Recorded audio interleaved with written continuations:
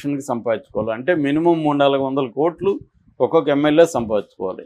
So అతనికే సరిపోక ఏడుస్తుంటే మిగతా వాళ్ళు మాకు వాటాలు ఏంటని వీళ్ళు వస్తున్నారు. సో ఇది కంట్రోల్ చేయలేక తల్ల బొప్ప కొడుతుంది చంద్రబాబు ప్రభుత్వానికి.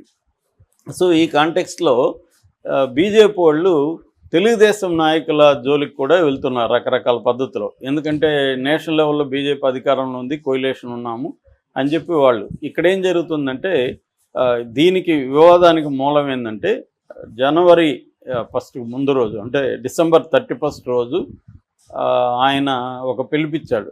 ఎవరు? జేసీ ప్రభాకర్ రెడ్డి. అదేంటంటే ఓన్లీ విమెన్తో ఒక గ్యాదరింగ్ చేశారు. ఆయన పార్టీ ఇచ్చాడు ఓన్లీ విమెన్.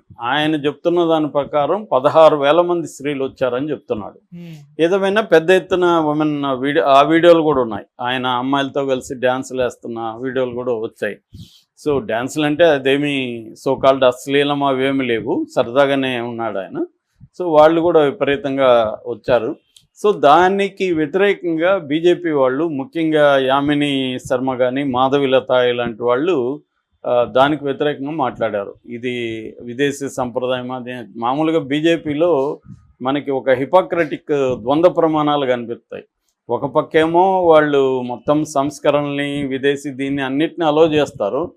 ఒక పక్కేమో వీడియోలు మనకి ఫోన్ తీసుకుంటే మనం ఓపెన్ చేయకపోయినా వీడియోలు కనబడుతుంటాయి.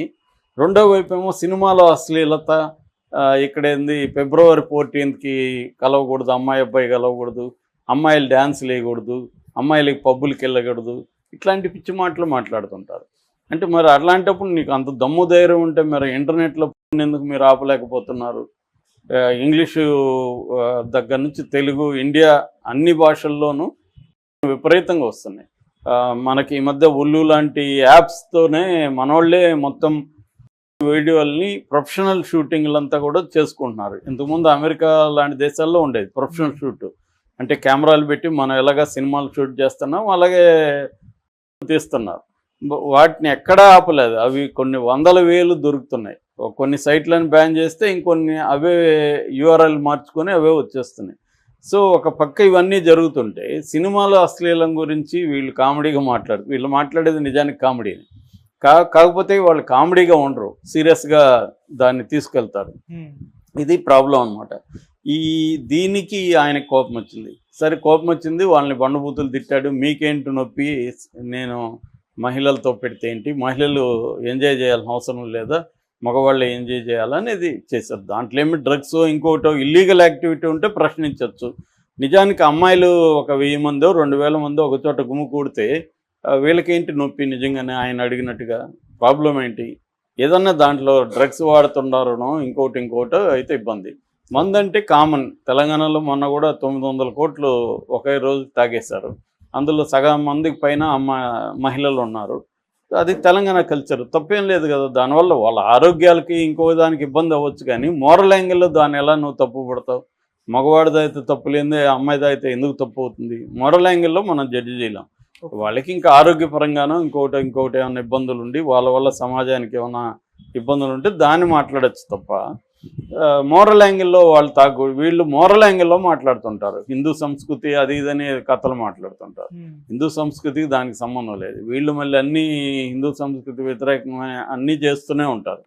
సో ఇదేంటంటే దేన్నైనా కూడా పొలిటికల్గా వాడుకోవడానికి చేసే వ్యవహారాలు తప్ప ఇంకేం లేదు. మతాన్ని కానీ హిందూ సంస్కృతిని కానీ బీజేపీ కానీ దాని వింగ్స్ కానీ రాజకీయంగా వాడుకోవడానికే దీన్ని చేస్తున్నారు తప్ప నిజంగా వాళ్ళకి హిందూ సంస్కృతి మీద దీని మీద ప్రేమ ఏమీ లేదు.